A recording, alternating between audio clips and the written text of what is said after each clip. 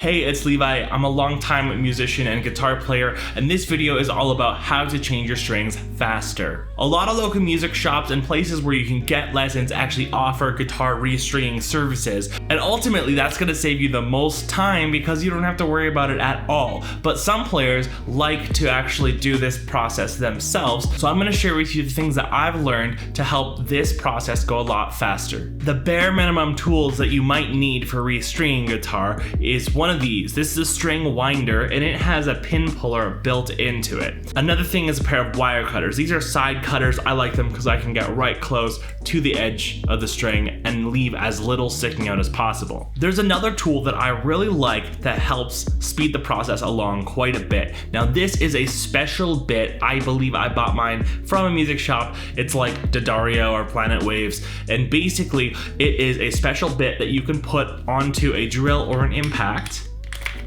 to basically speed your tuning process up a lot. Now I've seen dedicated tools that are built specifically for this, but I personally don't like them all that much because I've found I can do the hand winding faster than some of the cheap string winder tools. However, a bit like this is really useful because it can go as fast as your drill can, which is a lot faster than these little AA powered kind of toy tools that they might sell at various shops. So this for me is a big time saver. A lot of times I like to loosen all the strings off all at once, cut them right down the middle, and remove them from either side quickly. However, if you have a guitar with a floating tremolo system like this one, you might mess the setup up by removing all the strings. So if your guitar has a floating tremolo bridge, you either want to change them one at a time or block the trem in the back of the guitar by basically putting material on either side of the block in here, and that'll keep the bridge exactly in the same position that it was while you do the string change. Once you're finished with the string change, you can remove your guitar picks or coins from this little space.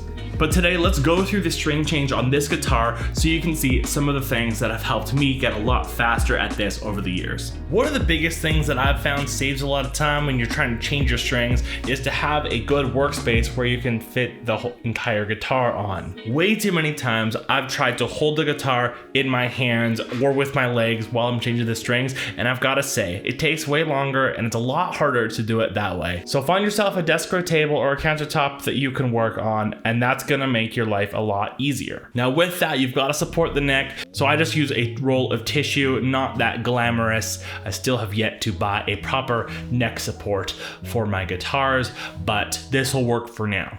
Now the next thing I like to do is to remove all the strings all at once, and I'm going to be using this special bit on my impact to do this. If your guitar is strung properly, turning this clockwise will loosen the strings. So just be careful with this. Make sure that you can tell that it's going down in pitch as you're loosening it. All right, 3 strings done. The other side is a little bit more awkward to do, but the same principle applies. Now, once we've gotten to this point, I just like to cut all the strings down the middle. I find they're a lot easier to remove this way. Now a lot of stop bar tail pieces will just fall out at this point. You can use a little bit of painter's tape just to hold these things in place. But what I like to do from here is grab all 6 strings, pull them out quick. If we're on a 3x3 headstock, what I like to do is grab those 3 strings and then just rotate my hand counterclockwise. Then I like to grab these strings here, rotate my hand clockwise,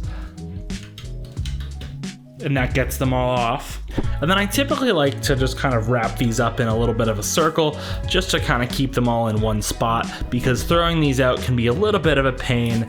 Sometimes they don't want to stay in the garbage can, they want to fly wherever else, right? So I like to do something like that before I chuck them out. And while your strings are off, it's a good opportunity to apply some lemon oil to your fretboard to clean and condition it, but this is entirely optional. And right before I put the strings on the guitar, I like to line up all the holes on the string posts so it's really easy to thread the strings through the holes. For this string change, I'm going to be using Ernie Ball Skinny Top Heavy Bottom 10 to 52 gauge electric guitar strings. This is not sponsored. I bought these with my own money. I just wanted to let you know what strings I'm using today. So I've got my strings spread out here in this way so I don't mix them up. I found it fastest for me to try to get all 6 strings loaded in on the back end first, and then go ahead and start getting the tensions set one string at a time, rather than loading a string, doing the tension, loading another string, doing the tension. I find that process takes a little bit more time. Now there are many ways of doing this next step of getting the string wrapped around on here, but I'm gonna show you the way I like to do it. Now I'm not gonna say this is the best way in the world. This is just my preferred method.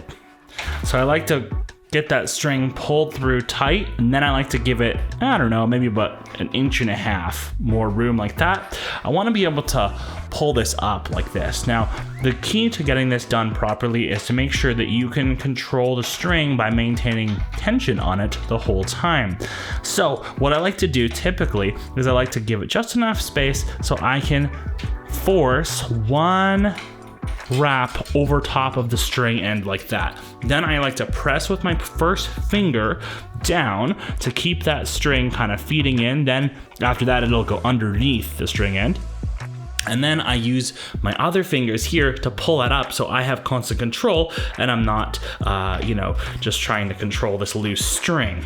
Now basically my right hand just holds the string, my left hand comes in here. Now you want to make sure you're going left or counterclockwise to tune this up, and then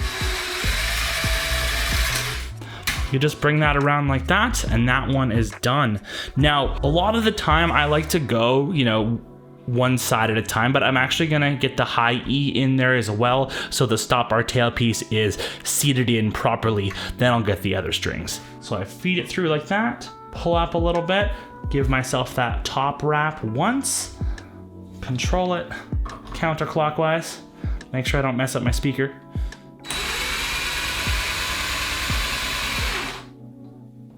That should do.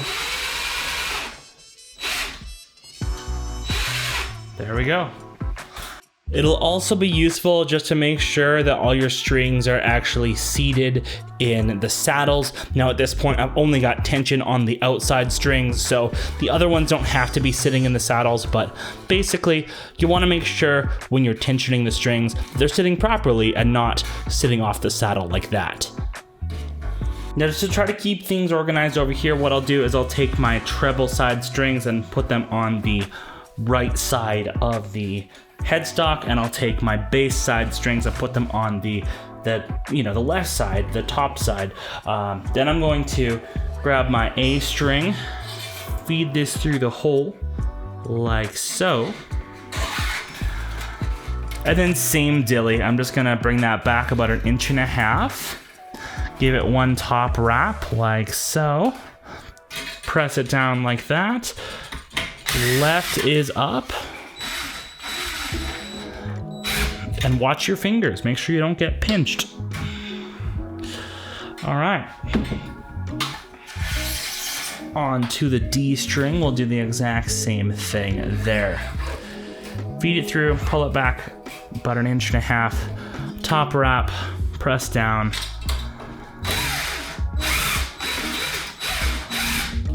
lefty, good stuff. At this point, they don't have to be super tight, they just have to be on, and that'll be okay for now. Let's go on to the other side. All right, next up, I'm gonna try to do the G string. I'm gonna bring that up top like so. Double check the bridge, make sure that the string is seated in there properly and that I haven't mixed it up with the wrong string. Pull it taut, bring it back about 1.5 inches. A little bit more actually in this case. All right, we've got that wrapped around. I kinked the string once, hopefully that doesn't break on me. And then doing the same kind of technique there, and then left to tune it up. All right, and then lastly, we've got the B string. So we do the exact same thing here. We bring it through, pull it taut, give it 1.5 inches, Give it that top wrap and then tighten.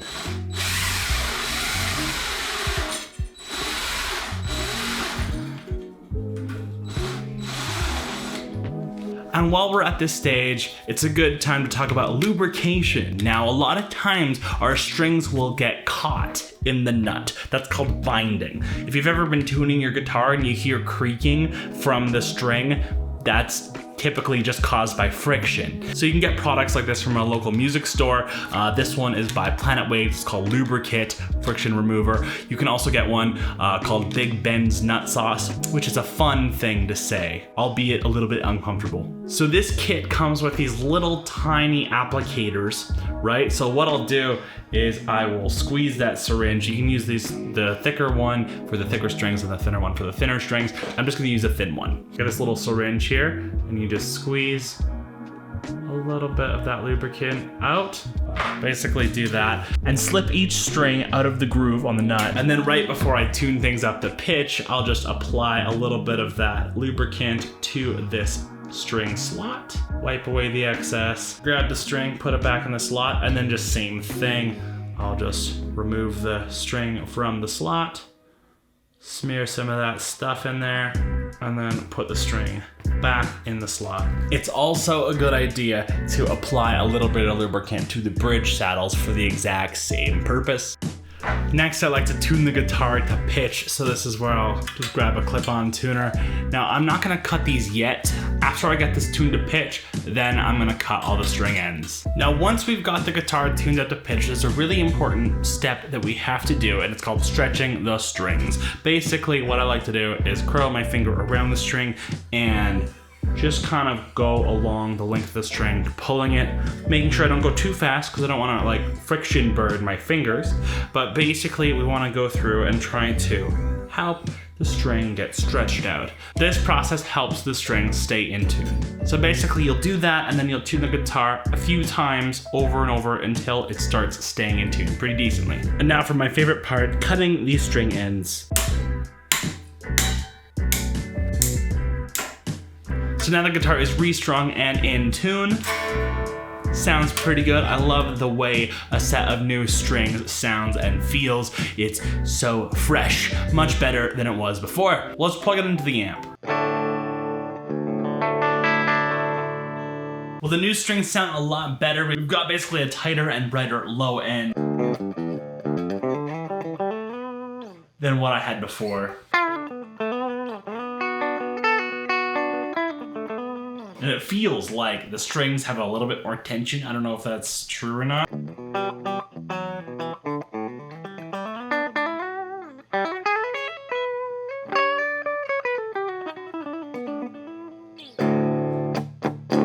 Let's try high gain.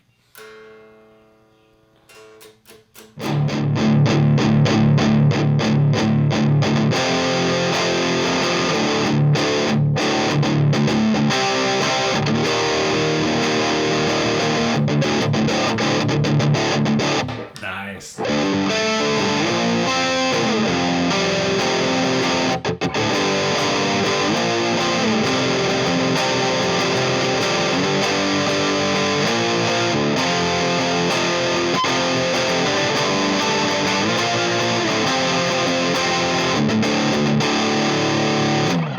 Well, that's it for this video. Thank you so much for watching, and if you got any value or enjoyed this video, I encourage you to hit the like button, and I encourage you to subscribe so you can see more of my future content that will be coming out later. And until then, thanks once again, and I will catch you on the next one. Bye for now.